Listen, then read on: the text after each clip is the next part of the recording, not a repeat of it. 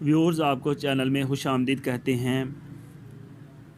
आज हम एक फल के बारे में डिस्कस करेंगे जिसको उर्दू में पपीता कहते हैं, इंग्लिश में इसको पपाया बोलते हैं। इसका लतीनी नाम कैरिका पपाया है।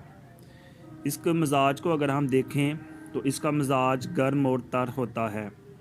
होम्योपैथी में ये कैरिका पपाया के नाम से दवा इस्तेमाल की जाती है। पपीता खाना खाने के बाद खाना चाहिए। निज़ाम के अमराज में पपीता खाना मुफीद है।